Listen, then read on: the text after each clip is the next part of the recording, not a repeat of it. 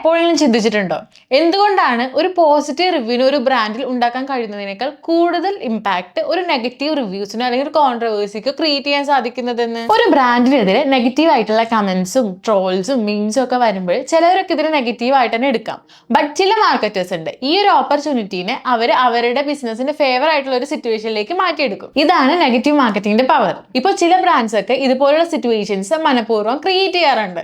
ഇത് ജനങ്ങൾ കാണുകയും വിമർശിക്കുകയും ഷെയർ ചെയ്യുകയും അതുപോലെ തന്നെ ചർച്ച ചെയ്യുകയും ചെയ്യുന്നു. ഇതിലൂടെ നമ്മുടെ ബ്രാൻഡിന്റെ വിസിബിലിറ്റി നമുക്ക് ഇൻക്രീസ് ചെയ്യാൻ സാധിക്കും. അപ്പോൾ ഓരോ നെഗറ്റീവ് കമന്റ്സും ട്രോൾസും act as a free promotion techniques. Recent social മീഡിയയിലൊക്കെ ഒരു റെസ്റ്റോറന്റിനെ പറ്റിയുള്ള വളരെയധികം ചർച്ചകൾ നടന്നുകൊണ്ടിരിക്കുകയാണ്. അപ്പോൾ വളരെയധികം നെഗറ്റീവ് റിവ്യൂസ് ഉള്ള ഈ റെസ്റ്റോറന്റിലേക്ക് കുറെ അധികം ഇൻഫ്ലുവൻസേഴ്സ് ചെന്ന് റിവ്യൂസ് ഒക്കെ ചെയ്തു.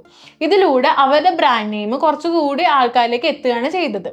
അവിടെയാണ് അവരുടെ മാർക്കറ്റിംഗ് ടെക്നിക്സ് സക്സസ് ആവുന്നത്. ഒരു മാർക്കറ്റിംഗിലെ ഏറ്റവും വലിയ ക്യാപിറ്റൽ എന്ന് പറയുന്നത് അറ്റൻഷൻ ആണ്. അപ്പോൾ സോഷ്യൽ മീഡിയ നിങ്ങൾ ട്രോൾ ചെയ്താലും നിങ്ങളായിരിക്കും സോഷ്യൽ മീഡിയ ട്രെൻഡിങ് ആവുക. ഒരു ബ്രാൻഡിനെ സംബന്ധിച്ചിടത്തോളം ഡിസ്ലൈക്ക് ചെയ്യുമ്പോഴല്ല, പകരം ഇഗ്നോർ ചെയ്യുമ്പോഴാണ് അവിടെ നെഗറ്റീവായിട്ട് ഇമ്പാക്ട് ചെയ്യുന്നത്. അപ്പോൾ ഇതുപോലെയുള്ള മാർക്കറ്റിംഗ് റിലേറ്റഡ് വീഡിയോസിനായിട്ട് ഗാൽടെക് സ്കൂൾ ഫോളോ ചെയ്യുക.